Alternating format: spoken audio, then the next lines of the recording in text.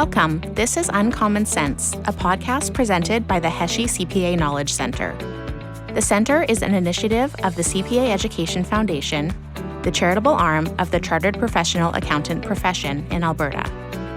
Our episodes feature conversations with Alberta CPAs sharing their insights on a wide range of timely topics. Alberta CPAs work in every part of the economy and volunteer their time and expertise in virtually every community in Alberta. With each episode, we bring you voices and perspectives that reflect the diverse knowledge and contributions that CPAs bring to our province.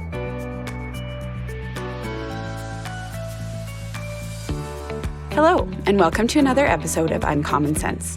I'm Erin Schwartz, Director of the CPA Education Foundation.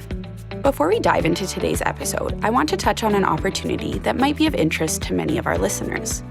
The CPA Education Foundation is looking for 2 new board members.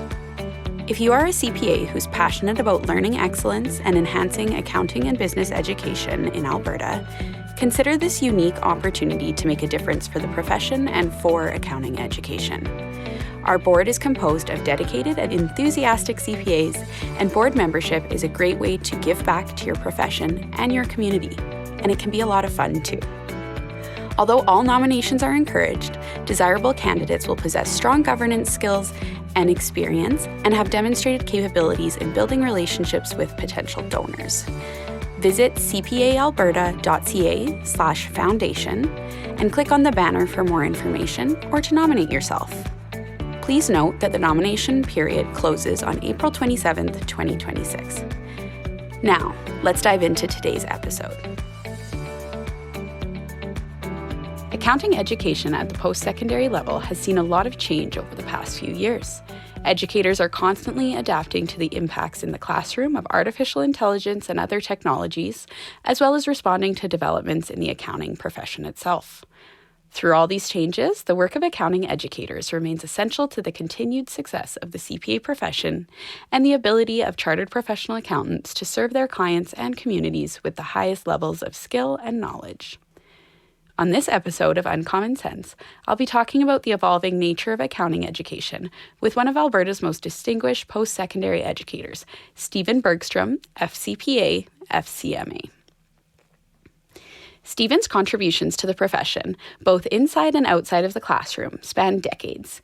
He has taught accounting at SAIT and Mount Royal University for over 2 decades and is a longtime session leader with the CPA Western School of Business Professional Education Program.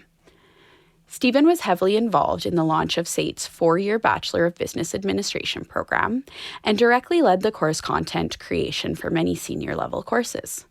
Prior to his teaching career, Stephen worked in a number of different industries, including manufacturing and oil and gas. As well, Stephen worked with a company that provided support services to the Canadian military, spending 3 years in Bosnia and Herzegovina and 1 year in Afghanistan. Stephen is an active volunteer with the CPA profession.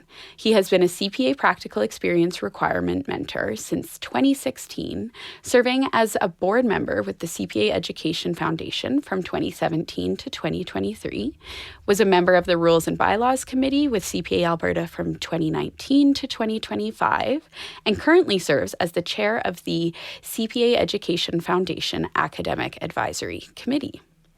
In recognition of his many contributions, Stephen has received multiple teaching awards, including the CPA profession's highest honor, fellowship, in 2023. Stephen, it's great to see you. Thank you for being here today. Thanks for having me, Erin. I'm looking forward to this. Me too. So, as I'm sure you know, because you probably listen to every episode we release, we start every episode of Uncommon Sense by asking our guest to share a little piece of uncommon sense. What do you have for us today?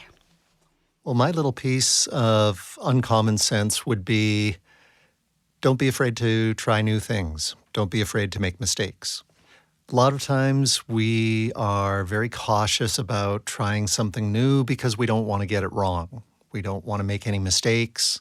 We're afraid of failure. And so many of the high points of my career came from trying something new, doing something different. I remember very early in my career, my boss was going to be away from the office for a couple of weeks. And I was terrified. I was going to be making all the decisions, and oh, what if I do something wrong? And I remember going into his office one day and confessing to him that I was terrified about this and what happens if I make a mistake. And he very calmly leaned back in his chair, shrugged and said, "Then we'll fix it." Yeah. And it really resonated with me because so many of the things that we do are fixable. They can be improved on. Errors can be corrected. And yet you accomplish so much. You discover so many things by making the attempt. Mm-hmm. So that would be my bit of uncommon sense. Don't be afraid to try new things. That's some great advice.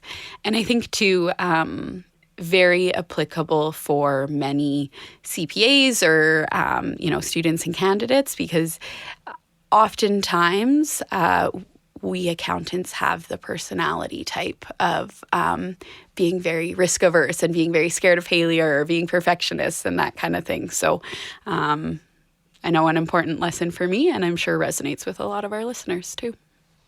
Many of my former candidates and former students will roll their eyes when they hear me use the expression, done is better than perfect. Yes.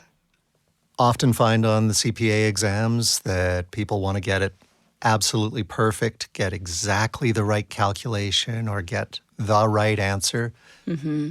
And anyone who's been out in the workforce knows we never have perfect information in real life. We're all just trying to do the best we can with what information we have at the time. Yeah, absolutely.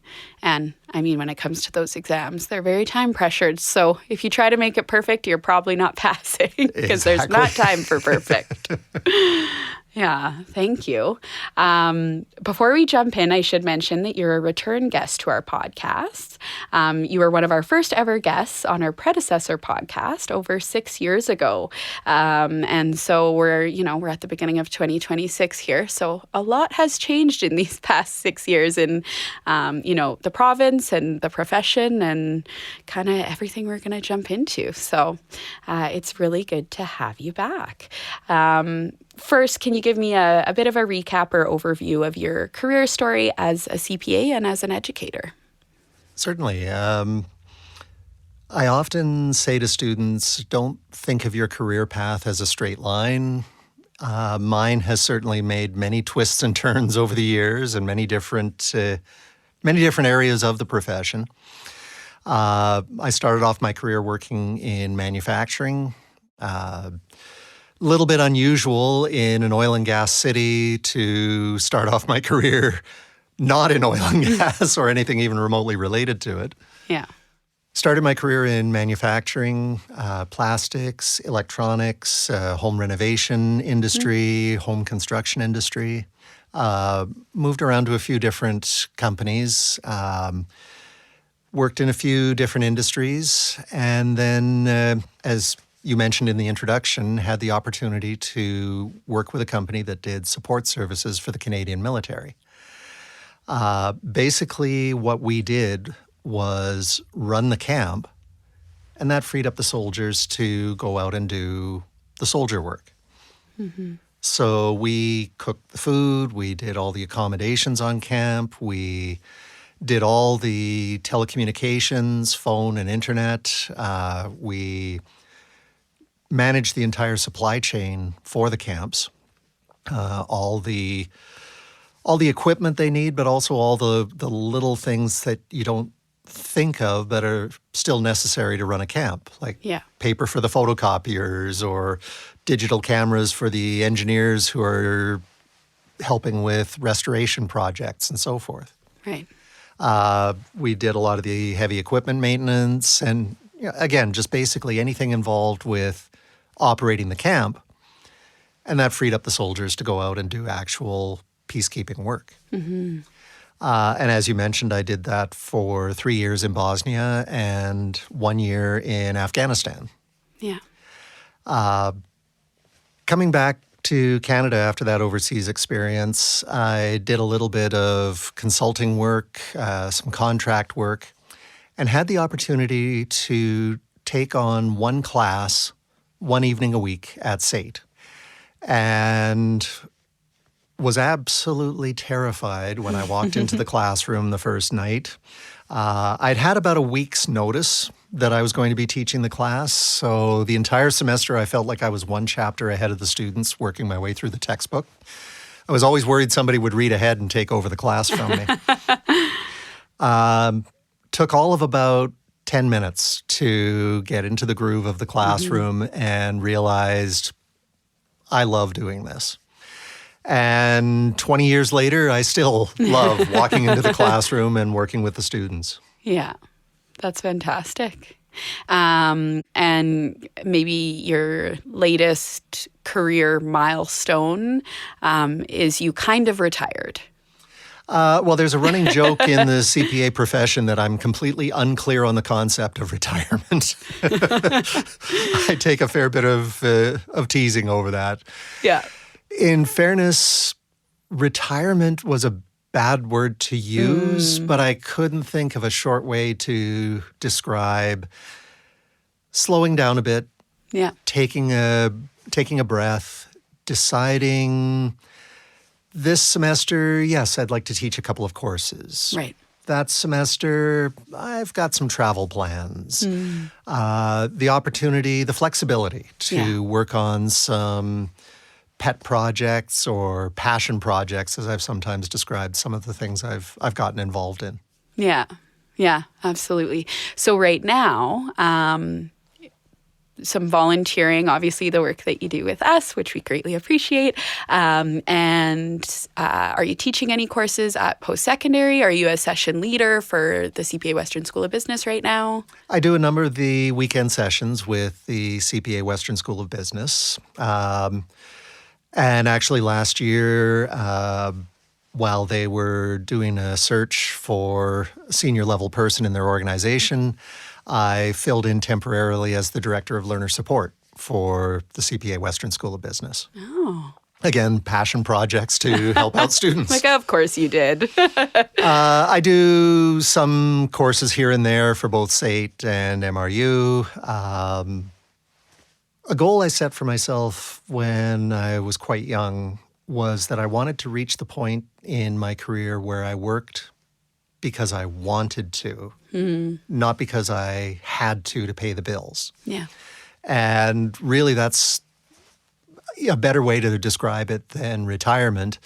I'm at that stage where I'm able to do the things that I enjoy doing, work on the projects that I enjoy working on. Yeah, that's fantastic. So let's dive into your time with the Canadian military. I'm curious how that decision came to be for you. So was there, you were looking at job postings and that came up and you thought, hey, why not look into it? Is it something you had always thought about? Like, how did that come to be? Ironically, I was probably one of the least likely candidates to work with the military. I don't come from a military family, very little exposure or interaction with the military growing up. We often talk to students about the importance of networking, and the opportunity really came about through connections and networking and hey, so-and-so is looking for somebody to do the accounting for this overseas project. And I remember going in for the interview and talking with the project manager. And the initial concept was that I would be based in Calgary and occasionally go over to Bosnia just, to get a sense of what they were doing over there. Probably be about 85% of your time in Calgary and a little bit of time over in Bosnia. It actually worked out being about the opposite. I spent maybe 10 or 15% of the time in the Calgary office and the vast amount of time over there. It actually came as a surprise to some of the folks over there when I said, well, actually, I'm part of the head office group because they just assumed I was part of the crew over there. Right. Yeah. It was a fascinating experience, very eye-opening to travel to different parts of the world. The the sense of being involved in giving back to a community. My very first trip over to Bosnia, we were driving out of the airport, turning at an intersection, and the field right next to the turn was overgrown with weeds and had yellow tape all around it.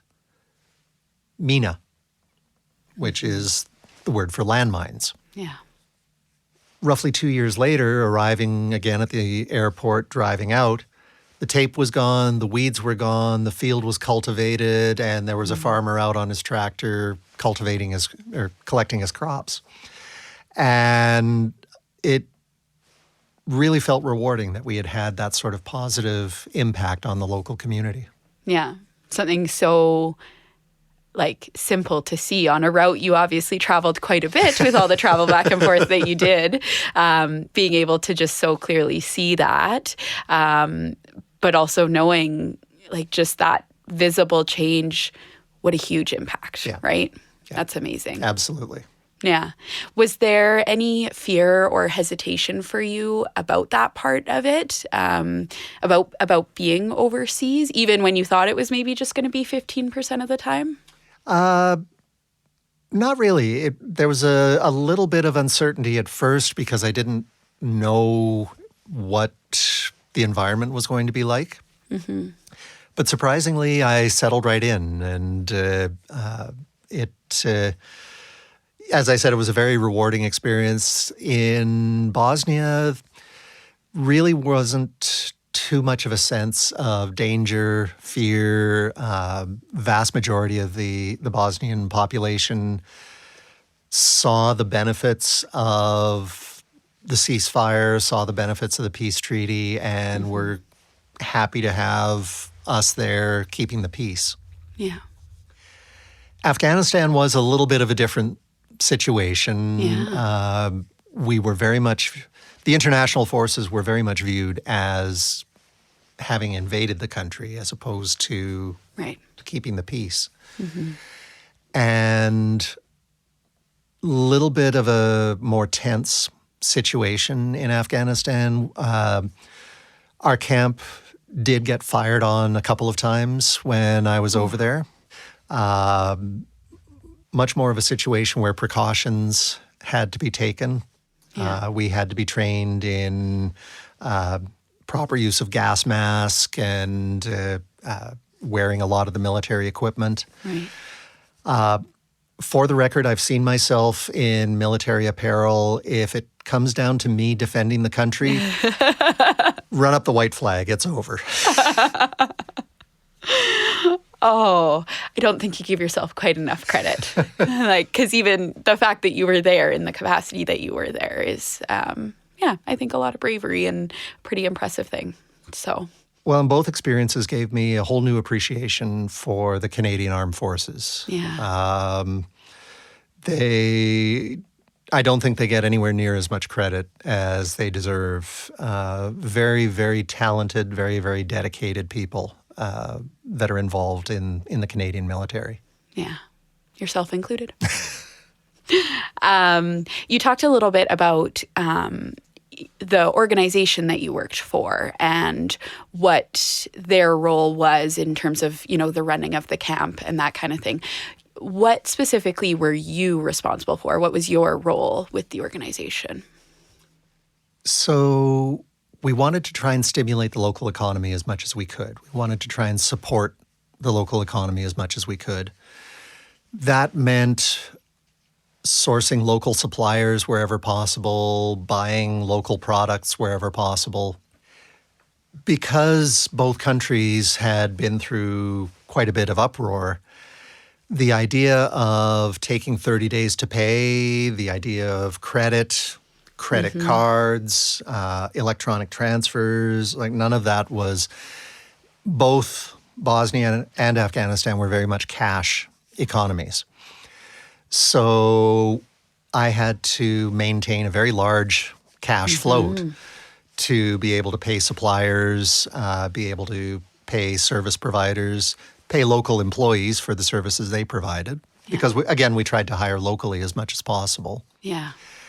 And, of course, anything that we did, anything that we purchased, any services that were provided had to be billed back to the Government of Canada. Mm-hmm. So keeping track of all those expenditures and preparing the charges back to the government was a main focus of the accounting department. Yeah, which I imagine there were times where you don't necessarily have the documentation and that you would normally have, especially just being on a cash basis and everything, right? Well, in very typical government procurement rules, you try to get multiple quotes for any particular service. Yep. I remember in Bosnia, we were dealing with one contractor we were looking for a contractor to clear the snow in the winter. Mm. And we went out, we got 3 quotes. But I thought it was a little odd that all 3 quotes were the exact same price. And the format of the document was exactly the same 3 times. It just had 3 different company names. Turned out something had gotten lost in the translation when we were dealing with the supplier.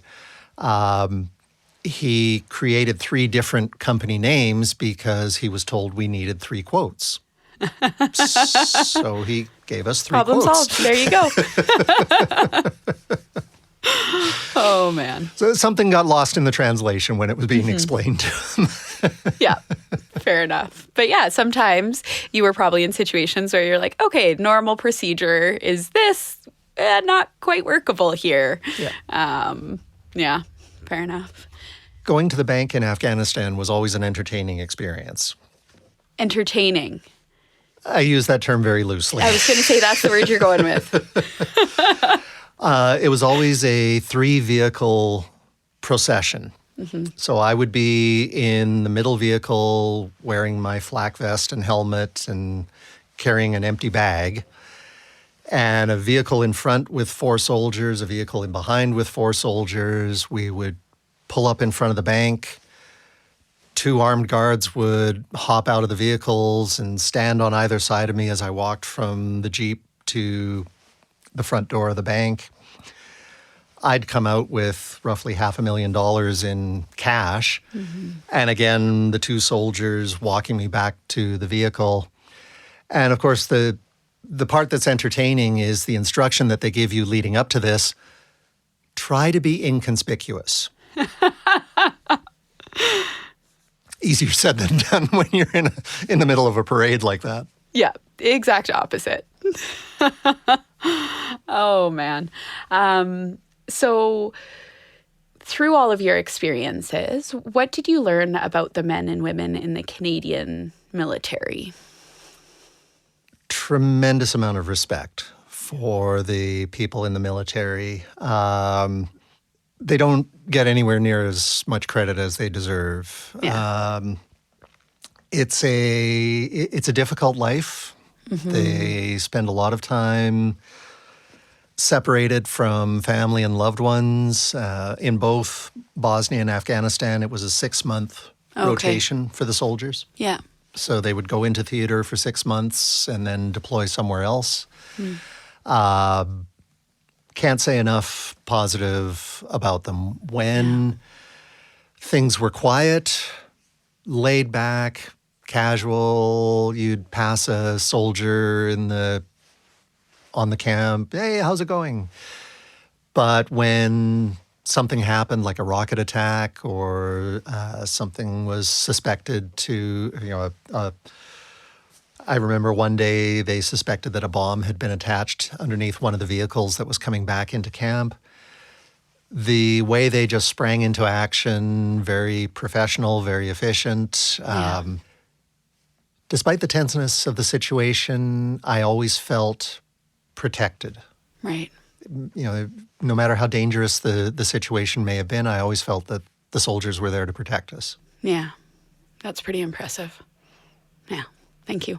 So with your time working abroad, I believe specifically Afghanistan, there was a starting point for a pretty significant development in your personal life. Do you want to tell us a little more about that story? Certainly.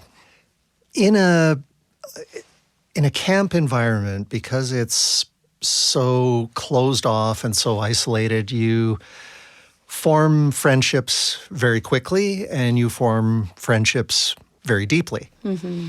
And one of the friendships that I formed pretty much on my arrival in Afghanistan was with someone who was doing the travel coordination for all the people coming in and out.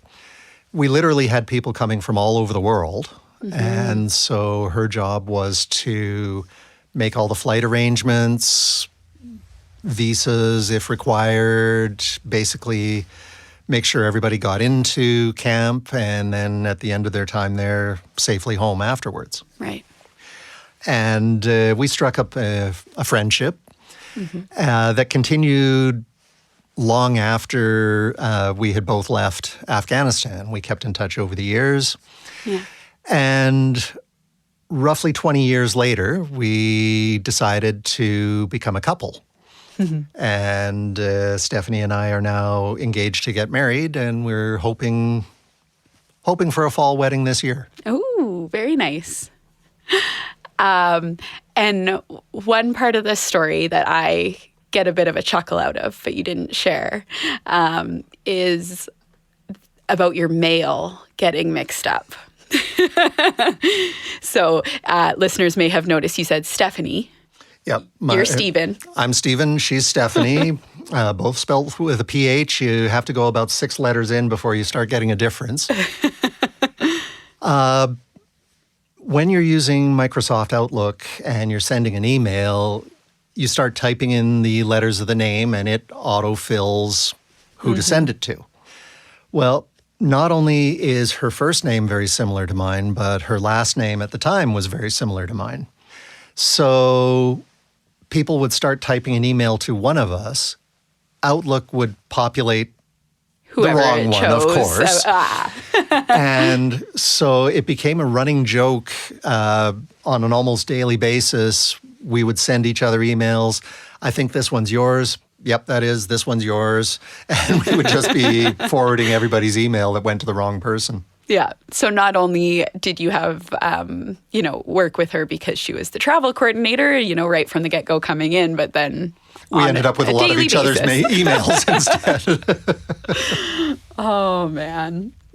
It looks like we are about at time for our first episode here, but we're going to have you back next time to talk a little bit more about post-secondary accounting education and the future of the profession. So thank you so much, Stephen, for joining us today and sharing all your stories and insights, and we look forward to continuing the conversation. Well, thanks very much for having me, Erin, and I'm looking forward to continuing the conversation. The Uncommon Sense podcast is presented by the CPA Education Foundation and funded by the Heshe CPA Knowledge Center. The Knowledge Center was created through a generous donation by the late Brian Heshe. Brian was a distinguished Albertan, business leader, CPA, educator, and community builder. His generosity and commitment to education underpinned his good works across Alberta throughout his lifetime. The opinions expressed on Uncommon Sense do not necessarily reflect the views of the CPA Education Foundation. We would like to acknowledge that CPA Education Foundation offices are situated on the traditional Treaty 6 and Treaty 7 territories and Métis Nation homeland. The Foundation acknowledges that we reside on traditional and ancestral territories of many Indigenous, First Nations, Métis, and Inuit peoples. Their histories and culture influence our community to this day. The Foundation is committed to helping build a province where Indigenous people and their voices and experiences are heard, valued, respected, and celebrated. Technical and recording services for this podcast provided by Wolf Willow Studios in Edmonton. If you enjoyed this podcast, please be sure to like, subscribe, and tell your friends about us. If you have any comments about the podcast, write to us at cpaef@cpa.ca. at cpaalberta.ca. To learn more about the CPA Education Foundation and the Heshe CPA Knowledge Centre, visit cpaalberta.ca/foundation. You can also follow us on LinkedIn, Instagram, and Facebook. Just search for the CPA Education Foundation.